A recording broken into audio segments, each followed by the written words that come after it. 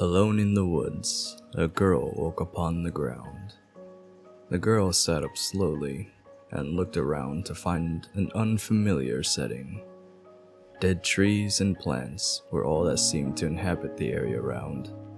Not an ant, nor a bird, not a single soul to be found. She then took a moment to gather her strength and began to lift herself off the ground. Upon doing so, she caught sight of something white and unworldly. It was so pale that it almost seemed to glow in the sunlight that pierced through what was left of the trees. Upon further inspection, the girl found that the thing that had seemed so weird and supernatural was something that she, or anyone else, should have recognized in an instant. That thing was her own skin. The girl looked at her hands with confusion and began to realize not only did she not know where she was, but she had not a clue to who she was either. The pale skin of her body, the black dress with white collar, even her long, white hair that matched her ghostly skin, was all unfamiliar to her. This revelation came suddenly, but the girl did not seem alarmed or scared. Instead, the girl once more began to rise to her feet. She looked around at her surroundings once more, chose a direction, and began to walk. At first, the scenery was the same as before, but moments later, her surroundings began to change. Different hues of green started to fill her view. Explosions of colors decorated the ground, and sweet melodies of chirps rained from above. "Pretty," a voice spoke. The girl looked around for the source, but soon realized the origin of the sound was from none other than herself. Just as she could not identify her own skin or clothes, her voice was unknown to her as well. This thought, however, was interrupted by a new sound in the distance. The girl followed the sound to a break in the trees. There she saw the land that she walked on had ended, and something new had started. It was translucent and seemed to move in one direction, and the sound that she had heard on the way there grew louder as she approached it. She knelt down and looked at it. What she saw, however, was not what she expected. As she gazed into the new thing, she saw something gaze back. It had pale skin, long messy white hair, and two enchanting pink gem-like eyes. The girl reached out a hand to embrace the beautiful stranger, but just as her hand made contact, she disappeared. This, however, left the girl with her hand inside the new thing. It was surprising to her. It wrapped around her hand and flowed through her fingers. The sensation was new and strange, but far from unpleasant. The girl reached her other hand into it and began to splash about, relishing with each drop that touched her delicate skin. This moment was interrupted by a new sound. A sound that, while new and strange, was far from being pleasant. The new sound was piercing and erratic, nothing like the melodical trickle of the thing she had just discovered. She looked around to find the origin of the sound and followed it to yet another new object. It was different from what she had seen before. It had 4 tall sides and some with holes in it, one of which she was able to wander into. The inside of the object was filled with many items that she had never seen, and in one of the chambers of the object, she found the source of the sound. It was something that she had seen before. It was a woman like herself, but different. The woman's skin was not as pale as her own, and had many folds and flaws. She was covered with the clear thing from before. However, this time, it seemed different. She was still making the noise, but now it seemed much weaker. The girl could not see the woman's eyes, for they were closed. However, what the girl did see above the woman's head perplexed her. Above the woman's head was the numbers 1080. Then a few moments later it changed. 1079 were now the numbers above the woman's head. It was around 1075 when the noise from the woman started to grow once more. The sound was dreadful to hear as the girl watched in horror as the woman started to convulse. Pain. The voice that she now knew as her own trembled as tears began to form from her eyes. Then, as if guided by instinct, the girl stepped towards her and placed her hand on the shaking woman. In that instant, the numbers started to decrease rapidly. 1,000, 900, 800. They just kept falling until they stopped at 0. The shaking was no more. The awful noise was no more.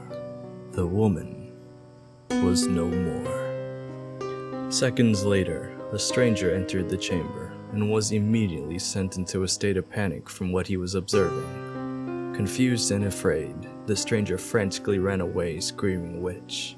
Dazed by what had just occurred, the girl looked back to the woman, but did not see the same woman she did before. Her skin, now dried and filled with holes, her hair began to shed and wither into dust. The sight was too gruesome to watch, and the girl hid her eyes. Moments later, the girl looked back to the place the woman was before, but there was no woman, no rotting corpse, only dust. The realization of what had just happened, and the fact that she was responsible for it, hit her all at once. The rush of emotions filled her head with fear and anger, and caused her to rush out of the confined space, back outside where she collapsed. Not being able to hold back any longer, she began to cry loudly. As she lay on the ground, the grass and plants around her began to change into a sickly black. Blight. She whispered through the tears as she watched the infection spread. From that day on, that girl would refer to herself as Blight.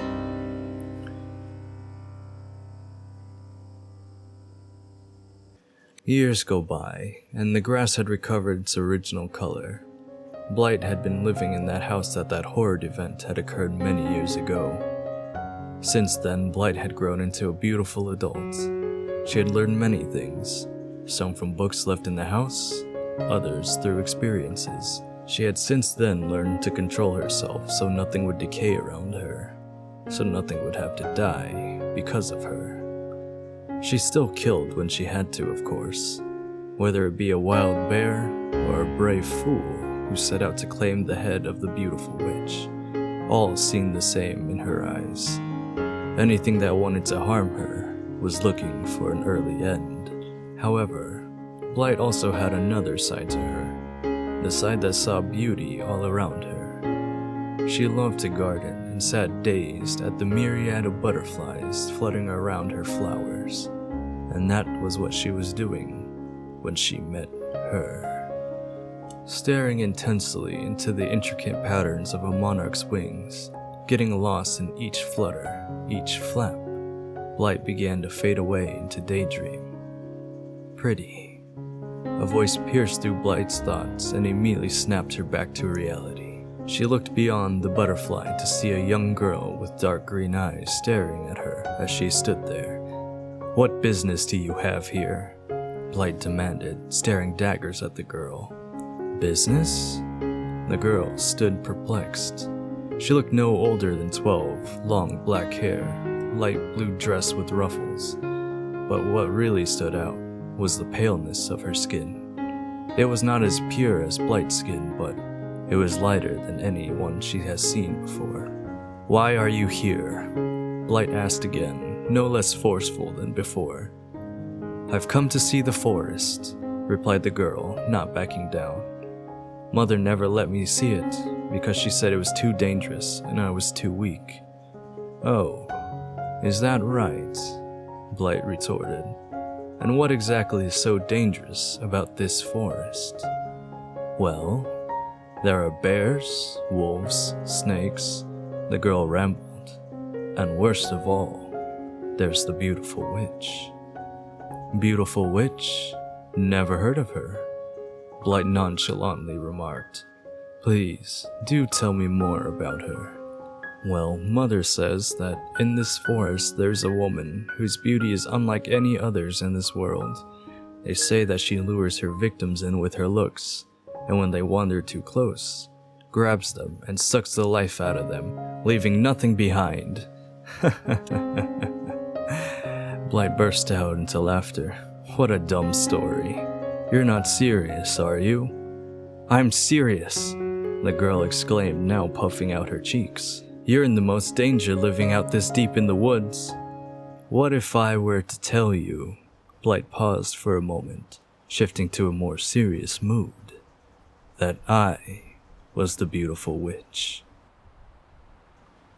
The girl paused for a moment, then replied with a smile. Then I'd say not all stories are true. The response was not the one Blight had expected, but she quickly gathered herself and replied, You're a weird one, you know that? The girl smiled. I'm Tayo, she exclaimed. Blight, to which she responded. I gotta go, but I'll be back tomorrow, and we can play more then, Tayo said as she waved and ran back into the woods. Blight waved back. However, in the back of her mind, she never expected the girl to return. Contrary to belief, Tayo showed up the next day, and would do so for several months. They spent hours at a time together. Tayo would bring new things to show Blight, and Blight would bring Tayo to all the beautiful places in the forest. They shared secrets, like how Blight didn't like her name, or how Tayo didn't like her mother. They would tell each other stories they knew, and braided each other's hair. It was the best moments of both their lives.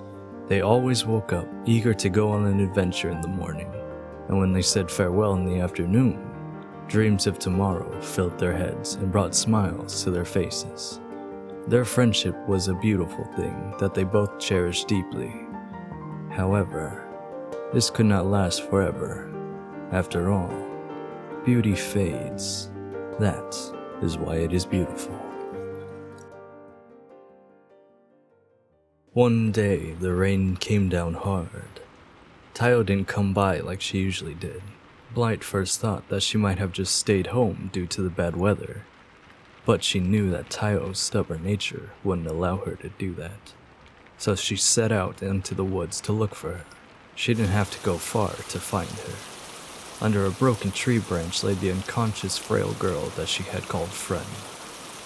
Much to her dismay, Blight saw them once more. The numbers. She quickly grabbed the girl and rushed back to her house and dried her off and laid her on the bed. Tayo was burning up and breathing hard. Her unusual pale skin was now tinted red, and she was sweating badly. Blight knew from old books that she had read that she needed to cool her off, so she rummaged through all the drawers to find a cloth, soak it in rainwater, and place it on her forehead. The numbers went up a few digits, but continued to fall. This action seemed to bring Tayo back into consciousness, for however slow, her dark emerald eyes began to open. Blight? The small girl spoke. Yes, I'm here, Blight said, holding back tears. Why is it so hot? Tayo asked between heavy breaths. It's just a hot day, Blight answered. You should get some rest. We'll go visit your favorite spot tomorrow and... Blight? Tayo interrupted. I'm dying, aren't I?